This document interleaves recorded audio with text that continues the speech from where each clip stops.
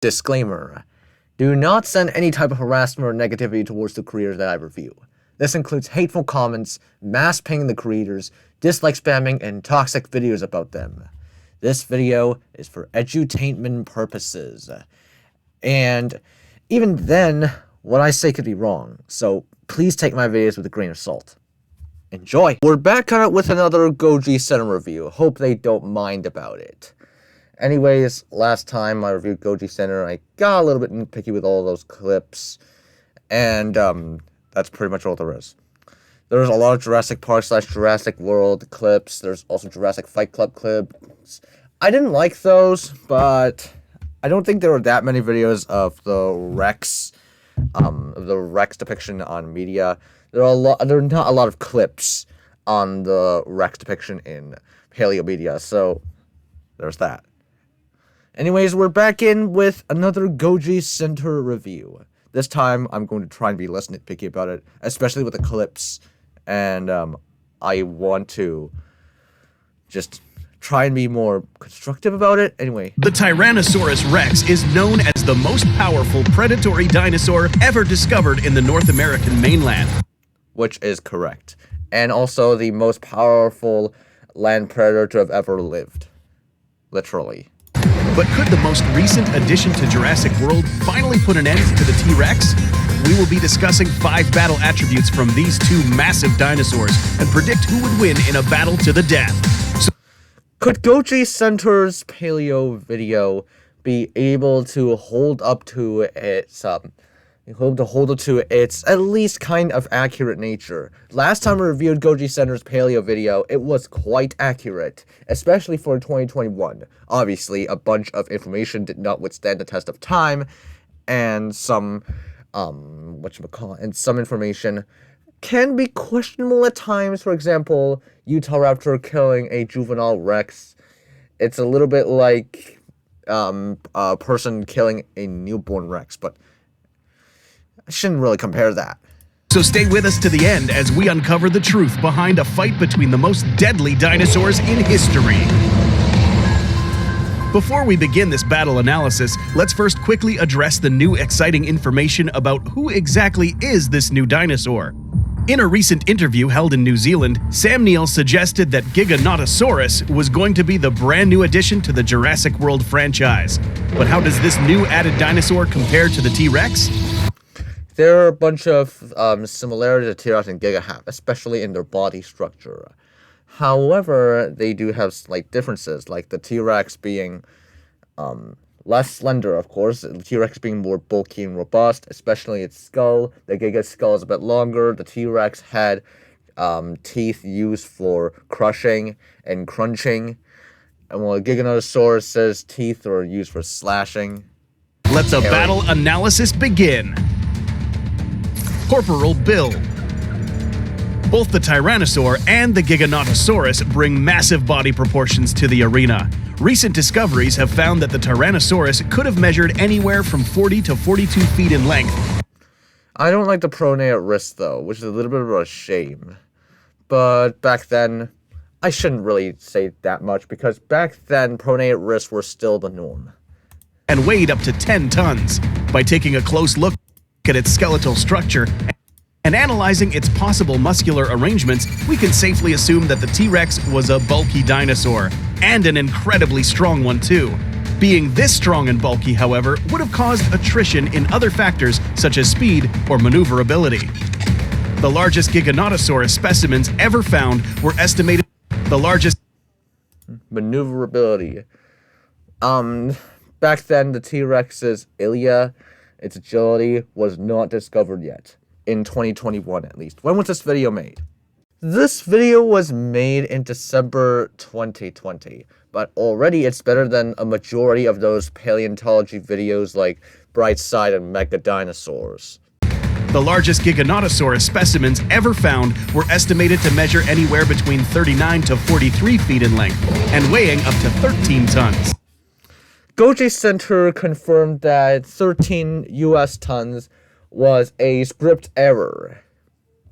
So, we gotta give props to Goji Center for actually correcting their mistakes. This is shown over here. The description of the video speaks for itself. Read the top over here. Correction, the script in this video mentions Giga to be up to 13 tons. This was an error in the script, as you can see. At least Goji Center even bothered to correct their mistakes, unlike Right Side and Americano and Origins Explained and whatever. And even that scary tourist guy who just doubled down on it. Also, I apologize if my voice is a little bit raspy, because I got sick. And I have basically the flu, or not the flu, but like a cold or something. But, you know, it's fine. It's whatever. It's another one of those things that just goes away. If we compare its... Obviously, I took the flu vaccine, which probably negated the symptoms quite a lot. So, remember to take vaccines, guys. Skeletal structure to the... Because that could save your lives. I had an IRL friend who did not take the vaccine and contracted a sickness that seemed to be like the cold or the flu, and they transmitted it to me. They were basically just forced to go to school, and even though they were sick, they still had to go to school. T-Rex, which was definitely not good. We see that the Giganotosaurus possesses a much more slender and therefore more agile build. Being this agile, however, means that it lacked the necessary muscular density to be as strong as his opponent. Having almost polarized corporal attributes, we're now looking at two completely different fighting styles. Now the next question is, could the Giganotosaurus... Single heavy attack. Attack, withdraw, repeat. Next question is, could the Giganotosaurus be smarter than the T-Rex? The answer is... Cognition.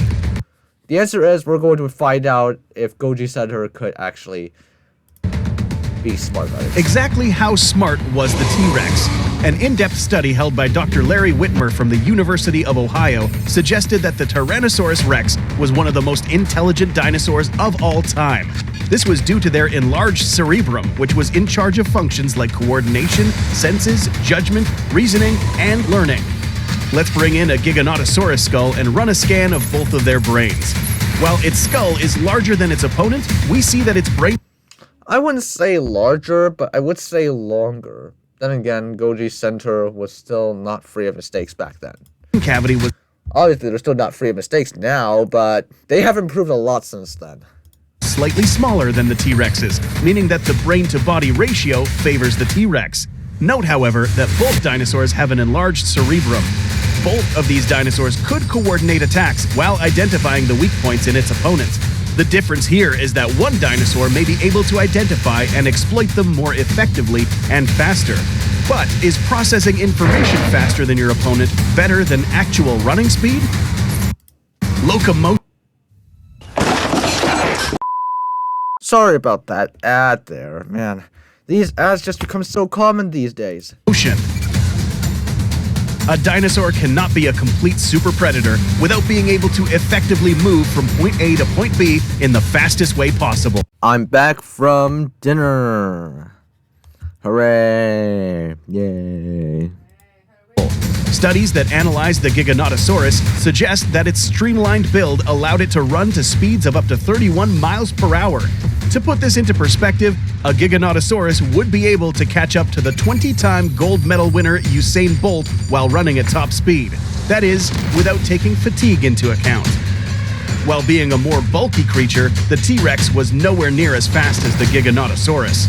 Recent studies observing the T-Rex's skeleton suggest that it spent more time walking than it did jogging or running, mostly because it really couldn't run at all, as the Jurassic Park film suggests. The safe speed of a T-Rex was not more than 17 miles per hour. Running any faster than this would make the T-Rex run the risk of possibly breaking or pulling something. Not good in combat. So, for the fast runners out there, the good news is that you technically can outrun a T-Rex. But does a dinosaur really need to be fast to inflict serious damage to its opponent? The answer is mostly no.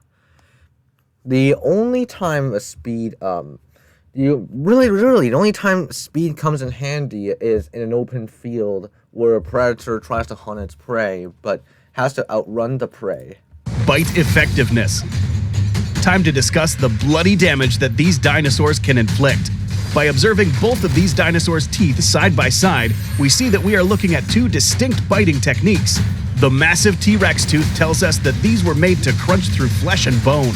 The serrations on the side of the tooth aid in the cutting, while the girth aided in providing enough power to crunch through an opponent. On the other hand, we have the Giganotosaurus's flatter tooth, which is shaped like a knife. The serrated edges on its teeth were perfect to cut slices of flesh from prey. Rather than inflicting one large bite, it would rather slice chunks from its prey, allowing it to eventually bleed out. Now let's talk about bite force. It's estimated by looking at the jaw structure of this skull that the T-Rex could clamp down on its prey with a staggering 12,000 pounds of force per square inch. Pounds per square inch is considered unreliable by Goji Center in 2024, though. Keep in mind that keyword 2024. This is made in 2020, so them using PSI is definitely understandable. How does the Giganotosaurus compare to this? Because its skull was more narrow-shaped than its adversary, it did not inflict a bite as strong as the Rex. Estimates give this dinosaur a bite force of up to 8,000 pounds of force per square inch. To put these two biting techniques into perspective, getting bit by a T-Rex would be similar to getting ripped by large metal pincers, whereas getting bit by a Giganotosaurus would be similar to getting sliced one bit at a time while suffering severe blood. Hi, this sort of ad just plucking into me is just not very good. I don't spend money on YouTube, guys. I don't spend money. And as a result, YouTube just keeps on pushing those ads on top of me. Bring severe blood loss. Auxiliary weaponry. Most super predators were not armed with just a mouthful of teeth. Giganotosaurus was armed with hands equipped with 3 sharp claws. I don't think they would be helpful, especially against a T-Rex. Really, predators use their heads only for hunting. Sometimes they also use other parts of their body to aid in hunting, but mostly the head. In the Giganotosaurus' case, it's probably just going to be the head. Though they were not as large as other predators such as the Allosaurus, they could still inflict some additional damage to an opponent. While being more agile than the T-Rex, it is possible that the Giganotosaurus could have also used his massive foot claws as a weapon, given the larger range of motion of its legs due to its agile build. In a battle, the Tyrannosaurus would have only relied on its massive jaws to inflict any sort of damage to an opponent. Its smaller arms would not have had enough range to cause significant damage to an opponent, rendering them almost useless in combat. A fall in the middle of a fight for a T-Rex would almost be considered fatal. It is time to reveal which of these two super predators is more likely to win in a 1v1 fight. Tyrannosaurus brings the most powerful bite of any land animal in history, crunching with a frightening 12,000 pounds of force. In addition to a destructive bite, T-Rex brings with him a larger brain that is capable of processing a higher cognitive load. The Giganotosaurus is a rare, agile heavyweight that relies on its razor-sharp assets and overwhelming speed and agility. Its wider range of motion gives it a variety of attacks that could give it an edge in combat. By analyzing our results, we see that the Tyrannosaurus Rex is more likely to win in a 1v1 battle with a Giganotosaurus. This is correct, thanks to the T-Rex's, the T-Rex's senses, intelligence, and overall just more advanced stuff, like a greater, stronger bite, for example, as well as binocular vision. This result is mostly based on the fact that a T-Rex's bite is simply too lethal during and after it's inflicted. Assuming that the Giganotosaurus escapes, it would still most likely die of infection. Once the Rex lands a well-placed bite, it will be game over for the Giganotosaurus. Note that this result is highly circumstantial. Highly circumstantial? I don't think it's going to be highly circumstantial, given that the Rex has all the advantages necessary to defeat the Giga, especially in most scenarios. Well, unless the Giga wants to ambush the Rex from a forest, but I doubt the Giga would want to do that, because the Giga and the Rex both have self-preservation instincts. If for whatever reason the Rex is ambushed, Giganotosaurus's heavy weight and speed would have given it enough momentum to knock down the T-Rex, giving it enough time to inflict a lethal wound. This could also be the same goes to the T-Rex and the Giganotosaurus towards the Giganotosaurus. Do you think that Jurassic World's Giganotosaurus will be much bigger than it was in real life? How accurate or inaccurate do you think this dinosaur will be in the next film? Let us know what you think in the comments. For more fun information on dinosaurs and your favorite kaiju, make sure you like and subscribe. This is actually a very good review. This is actually very good analysis. You know, especially for a YouTube channel. Especially for a YouTube channel that size at that time. This is fine. So, thank you guys for watching. Hope you enjoyed it. And Goji Center, still, be careful. You're gonna be facing my thing.